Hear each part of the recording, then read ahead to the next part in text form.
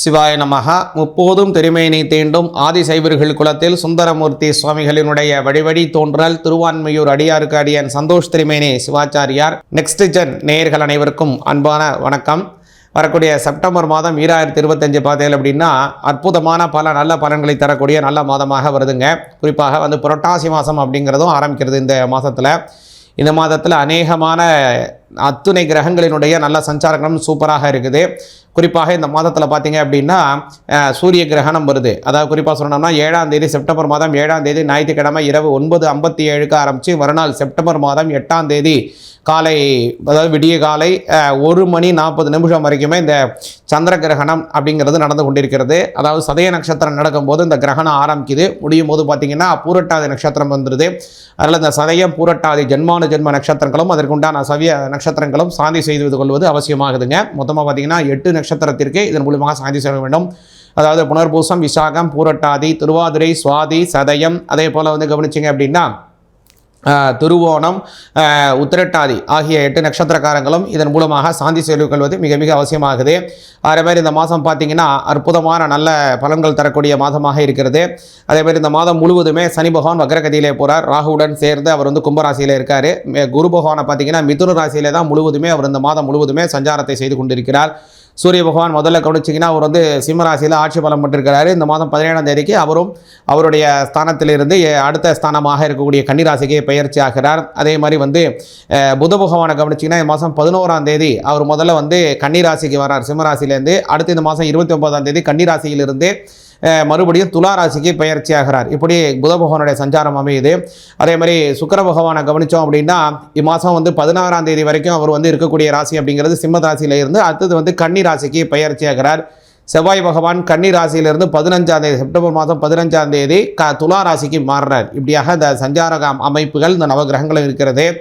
இதில் முக்கியமாக பார்த்திங்கன்னா கேது பகவான் இந்த மாதம் முழுவதுமே அவர் சிம்மராசியில் தான் போயிட்டுருக்காரு. இந்த கேது ராகு இவங்களுடைய எந்த இடத்துல இருக்காங்களோ அந்த வீட்டில் சூரிய பகவானினுடைய சேர்க்கை வரும்போது அந்த சமயத்தில் கிரகணம் வருவது வாய்ப்பு அதிகமாக உள்ளது. அந்த சமயத்தில் தான் இந்த முறை வரக்கூடியது சூரிய கிரகணம், சந்திர கிரகணம் வருது. அந்த சந்திர கிரகணம் நம்ம பூமி அதாவது இந்தியாவில் தெரியறதுக்கான வாய்ப்பு அதிகமாக இருக்குது. அதனால் நம்மளுடைய சந்திர கிரகணம் நமக்கு அனுஷ்டானத்தில் உள்ளது.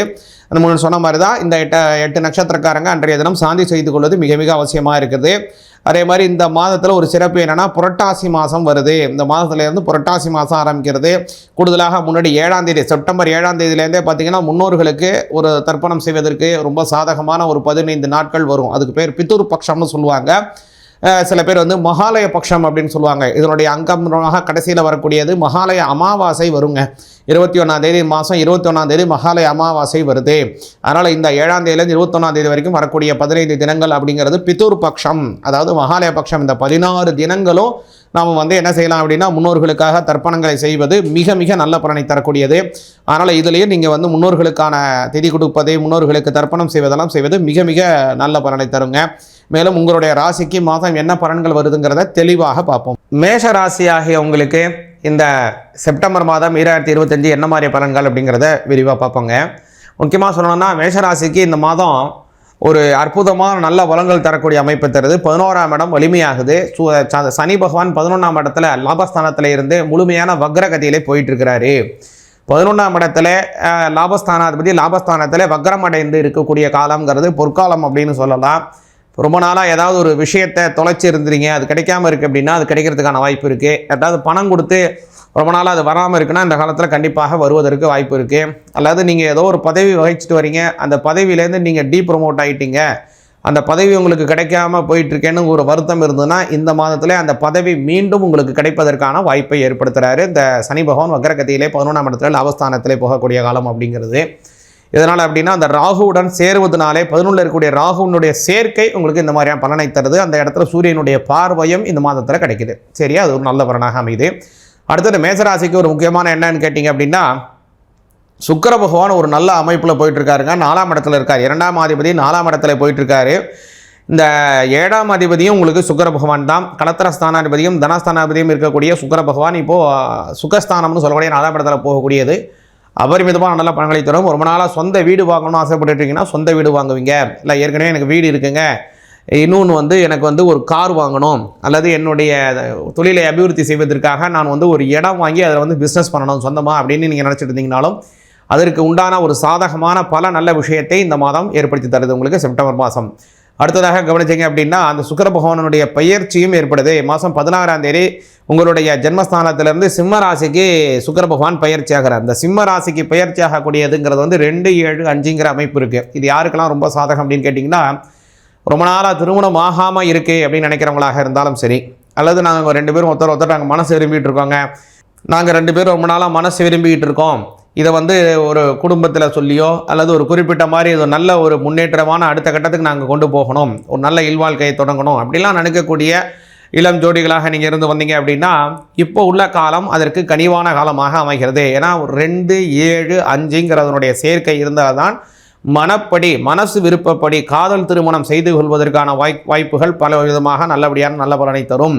அது மாதிரி 7ஆம் இடம், 2ஆம் இடம், 5ஆம் இடம் சம்பந்தப்பட்டால் தான் குறிப்பாகவே கல்யாணங்கிறதே சாத்தியமாகும். ரொம்ப நாளாக கல்யாணமாகாமல் எடுத்துக்கொண்டு இருக்கக்கூடிய மேசராசிக்காரங்களுக்கு கண்டிப்பாக இந்த காலத்தில் திருமணம் நடைபெறுவதற்கான வாய்ப்பை ஏற்படுத்தி தருது.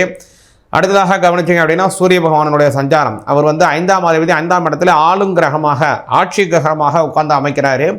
இது வந்து தெய்வ வழிபாடுகளை சித்தி தரக்கூடிய காலமாக இருக்கிறது. ரொம்ப நாளாக வெளிநாடு போகணும்னு ஆசைப்பட்டுருக்கீங்க, அல்லது வந்து ஏதோ ஒரு விஷயத்தை உற்பத்தி பண்ணணும்னு நினைக்கிறீங்க, அதற்கெல்லாம் பல நல்ல விஷயங்கள் இம்மாதத்தில் ஆரம்பிக்குதுங்க. அதனால் இந்த மாதம் அப்படிங்கிறது அபரிமிதமான நல்ல மாதமாக மேஷராசிக்காரங்களுக்கு வருது. முக்கியமாக இந்த மாதத்தில் நீங்கள் கவனத்தில் கொள்ள வேண்டிய ஒரு விஷயம் இருக்குது. அது என்ன அப்படின்னு கேட்டிங்கன்னா, செவ்வாய் பகவான் அவர் வந்து 6ஆம் பாவத்தில் இருக்கிறதுனால இந்த காலத்தில் கடன் ரீதியான சில செலவுகள் ஏற்படுவதற்கும் வாய்ப்பு இருக்குது. அடுத்து கேட்டிங்கன்னா உடல் ஆரோக்கியம் சார்ந்த விஷயத்தில் ரொம்ப கவனமாக இருக்கணும். உஷ்ணமான சில உடல் உபாதைகள் உங்களுக்கு வருவதற்கான வாய்ப்பு அதிகமாக இருக்குதுங்க. மேலும் வந்து பார்த்திங்கன்னா 8ஆம் இடத்துல புத பகவான் 29ஆம் தேதிக்கு மேலே சஞ்சாரத்தை மேற்கொள்ள போகிறாரு. இந்த மாதம் 29ஆம் தேதிக்கு மேலே உங்களுடைய 7ஆம் பாவத்தில் புத பகவான் சஞ்சாரம் செய்ய போகிறாரு.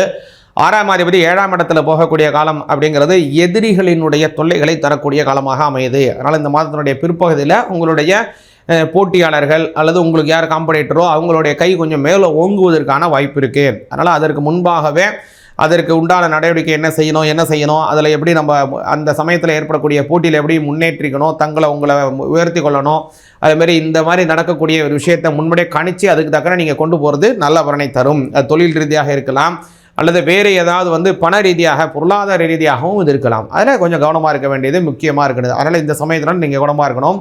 குறிப்பாக இந்த மேசராசிக்காரங்க இந்த சமயத்தில் என்ன செய்யலாம் அப்படின்னு கேட்டிங்கன்னா, முருகப்பெருமான் வழிபாடு ரொம்ப ரொம்ப நல்ல பலனை தருங்க உங்களுக்கு. இந்த மாதம் குறிப்பாக கவனிச்சிங்க அப்படின்னா கிருத்திகை நட்சத்திரம் வருதுங்க. இந்த கிருத்திகை நட்சத்திரம் வரக்கூடிய நாளில் முருகப்பெருமானுக்கு உகந்தமான கந்தசஷ்டி கவச்சத்தை பாராயணம் பண்ணுங்க. அதே மாதிரி வந்து இந்த மாதம், அதாவது வந்து செப்டம்பர் மாதம் 12ஆம் தேதி 13ஆம் தேதி 2 தினமும் இந்த கிருத்திகை 2 பட்டு வருது. இந்த 2 தினங்களும் முருகப்பெருமானுக்கு கந்தசஷ்டி கவச்சம் வேல்மாறல் படிக்கிறது இந்த மாதிரி விஷயத்தை செஞ்சு வந்தீங்க அப்படின்னா மேஷராசிக்காரங்களுக்கு ரொம்ப நல்ல பலன்களை பெற்றுத்தரும். சிவாய நமக.